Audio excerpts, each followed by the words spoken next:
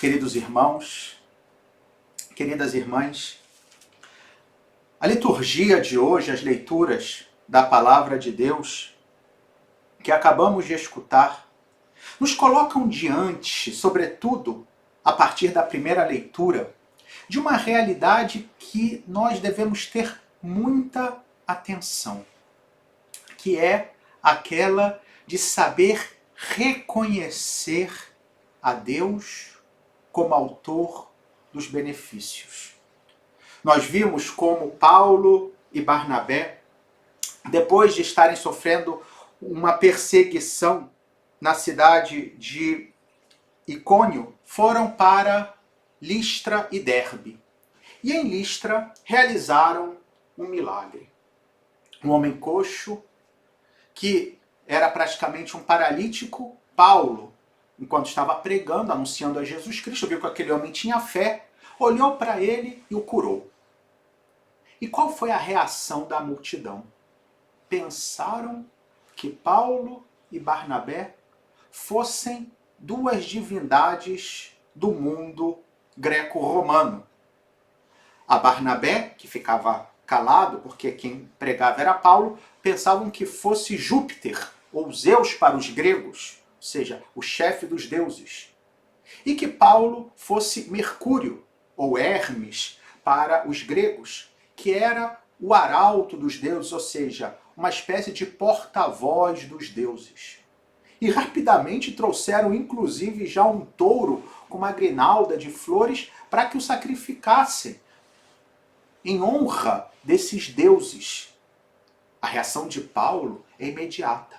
Rasga as suas vestes e chama aqueles homens a atenção, dizendo que eles estavam caindo num erro de pensar que Paulo, ele e Barnabé eram divindades, mas que ao contrário eram mortais.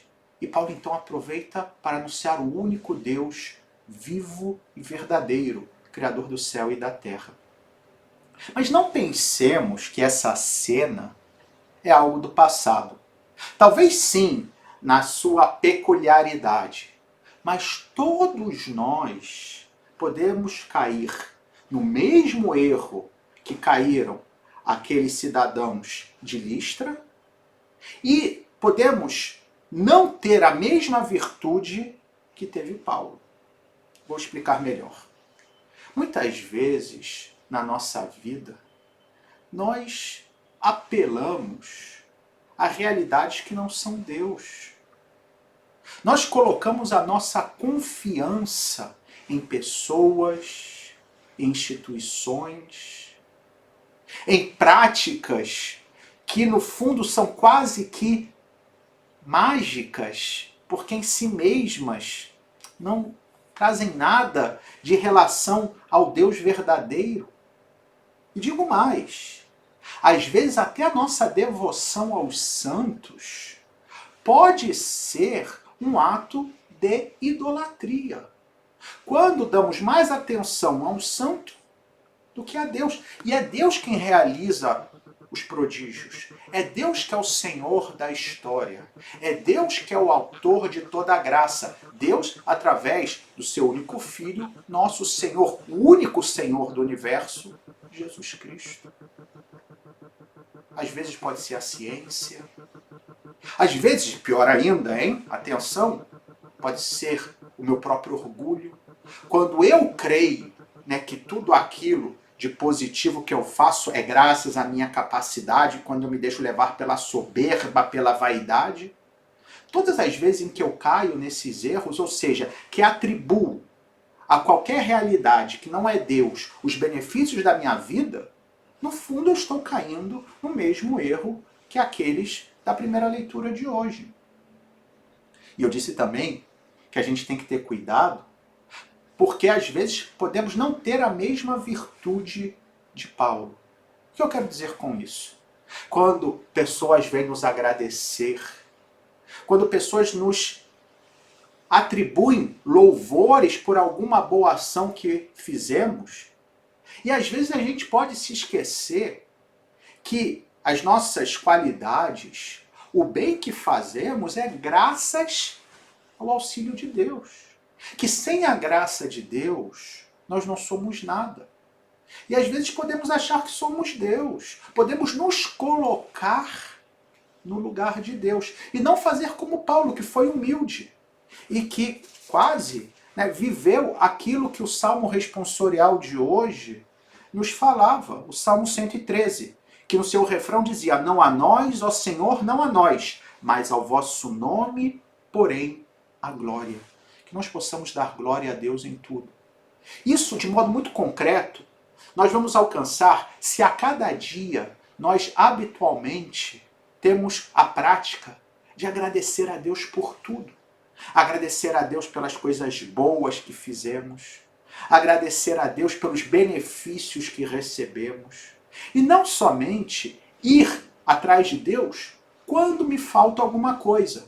Porque se para mim Deus é só um resolvedor de problemas, eu já estou com meio caminho andado para cair nessas práticas supersticiosas, para cair nessas práticas idolátricas e não estar diante do Deus vivo e verdadeiro.